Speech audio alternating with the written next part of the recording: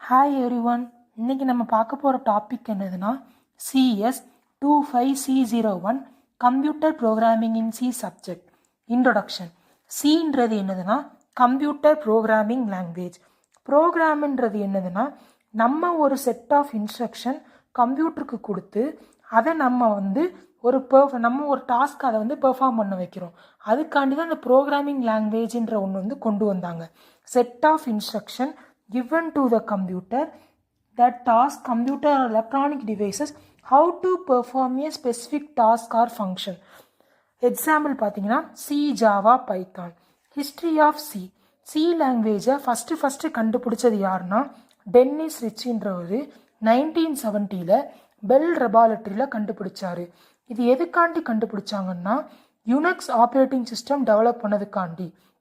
அதே மாதிரி சியோட முந்தின பெயர்கள் என்னென்னு பார்த்தீங்கன்னா ஆல்கால், BCBL, BC.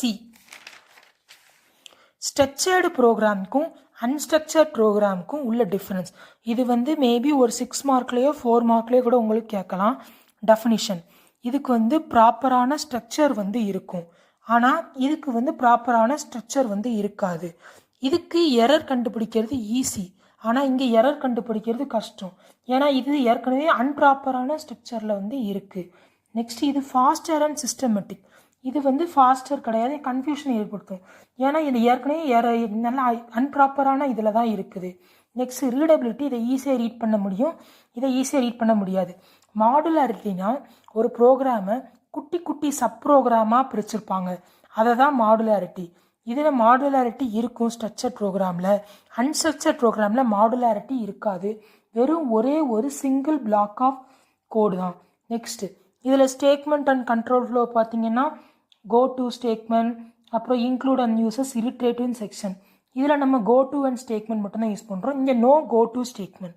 இங்கே எக்ஸாம்பிள் பார்த்தீங்கன்னா சி, ஜாவா. இங்கே பார்த்தீங்கன்னா ஃபார்டன், C++. நெக்ஸ்ட்டு சின்றது simple, structure oriented, case sensitive and efficient language. Applications of C: graphical user interface, Adobe Photoshop, database design. டிரைவரில் இந்த 3 டிரைவரில் யூஸ் பண்ணுறாங்க.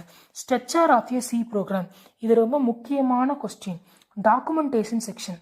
இந்த டாக்குமெண்டேஷன் செக்ஷன்ன்றது யூசரோட தேவைக்காண்டி எழுதுறது. ஒரு ப்ரோக்ராமை பற்றின இன்ஃபர்மேஷனை நம்ம அங்கே வச்சுருப்போம், அதுக்காண்டி எழுதுறது தான் இந்த டாக்குமெண்டேஷன் செக்ஷன். அதான் it consists of set of command. It provide information about the program and the details. அதில் 2 வகையான கமாண்ட்ஸ் இருக்குது. Single line command, multi line command இருக்குது. சிங்கிள் லைன் கமாண்ட்னா 1 லைன் கமாண்ட்லேயே முடிஞ்சிடும். மல்டி லைன் கமாண்ட்னா 2-3 கமாண்ட்ஸ் வரும், அது நிறைய லைன் பை லைன்ஸாக போய்கிட்டே இருக்கும். அதனால தான் multi line command, single line command அப்படின்னு சொல்கிறாங்க. Next preprocessor statement.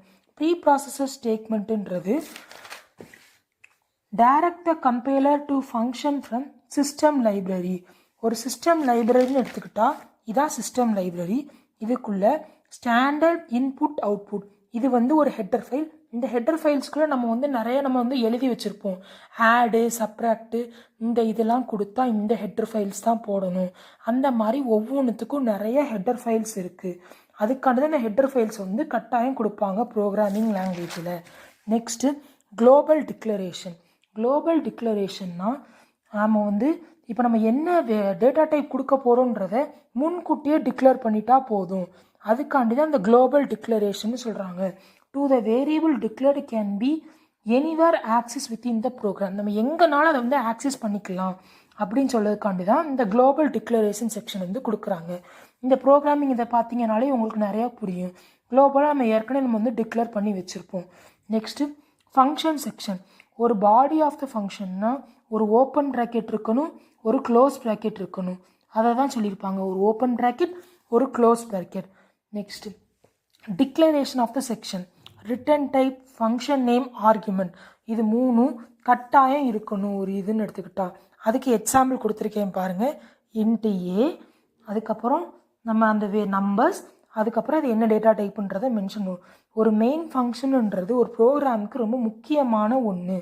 அதே மாதிரி printf, scanfன்னு சொல்லி கொடுத்துருப்போம். printfன்னு இன்னும் எத்தனை printf கொடுக்கோமோ அத்தனை printf நமக்கு அவுட்புட்டில் வந்து டிஸ்பிளே ஆகும். இங்கே பாருங்க அத்தனை அவுட்புட் அதே வார்த்தையோட டிஸ்பிளே ஆகும். ஸ்கேன்எஃப்ன்றது நம்ம வந்து இன்புட்டை வந்து யூசர்கிட்டருந்து வாங்கிறதுக்காண்டி நம்ம தான் இங்கே வந்து இன்புட்டை வந்து கொடுக்குறோம்.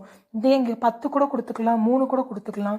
நம்ம இன்புட் நம்ம கொடுக்கறதுக்காண்டி தான் ஸ்கேன்எஃப்ன்றது வந்து யூஸ் பண்ணுறோம். அதனால தான் ஸ்கேன்எஃப்ஸ் பண்ணுங்க. பிரிண்ட்எஃப்ன்றது அவுட்புட்டுக்காண்டி, ஸ்கேன்எஃப்ன்றது இன்புட்டுக்காண்டி.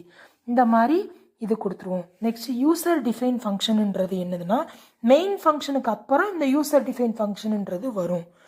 ஓகே ஃப்ரெண்ட்ஸ், வீடியோ லைக் பண்ணி பிடிச்சிருந்தா மறக்காமல் லைக் பண்ணிடுங்க, ஷேர் பண்ணிடுங்க. தேங்க்யூ.